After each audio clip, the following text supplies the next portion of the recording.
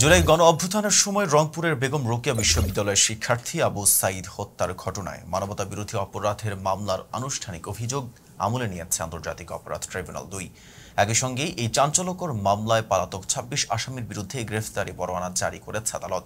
সোমবার দুপুরে বিচারপতি মোহাম্মদ নজরুল ইসলাম চৌধুরীর নেতৃত্বাধীন আন্তর্জাতিক অপরাধ ট্রাইব্যুনাল ২ এর ৩ সদস্যের বিচারিক প্যানেল এই আদেশ দেন।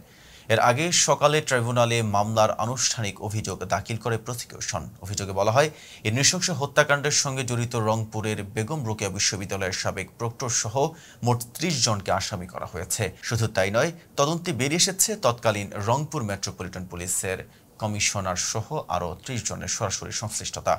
এ ঘটনায় ট্রাইব্যুনালের প্রসিকিউশন বিভাগ ইতিমধ্যেই তদন্ত প্রতিবেদন জমা দিয়েছে। ২৪ জুন তদন্ত সংস্থা প্রতিবেদনটি ট্রাইব্যুনালে জমা দেয় এবং আবু সাঈদকে হত্যায় ব্যবহৃত অস্ত্র হস্তান্তর করা হয়েছে।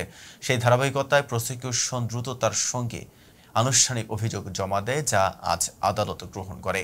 উল্লেখ্য যে আন্তর্জাতিক অপরাধ ট্রাইব্যুনাল ১ ইতিমধ্যেই এই মামলার পূর্ণাঙ্গ তদন্ত প্রতিবেদন আগামী ১৪ জুলাইয়ের মধ্যে জমা দিতে নির্দেশ দিয়েছে।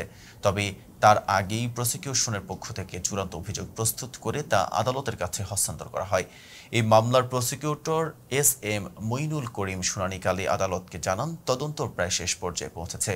প্রকৃতপক্ষে তদন্ত প্রতিবেদন ইতিমধ্যেই প্রসিকিউশনের হাতে পৌঁছেছে এবং তার যাচাই বাছাই করে অভিযোগ আনা হয়েছে। এদিকে এই মামলায় বেগম রোকেয়া বিশ্ববিদ্যালয়ের সাবেক প্রক্টর শরীফুল ইসলাম, পুলিশের সাবেক সহকারী এসআই আমির হোসেন, কনস্টেবল সুজন চন্দ্র রায় এবং ছাত্রলীগ নেতা ইমরান চৌধুরী বর্তমানে কারাগারে রয়েছেন। এতক্ষণ সাথে ছিলাম মেহেদী হাসান। ফেজদাবি বলের সাথে থাকার জন্য ধন্যবাদ।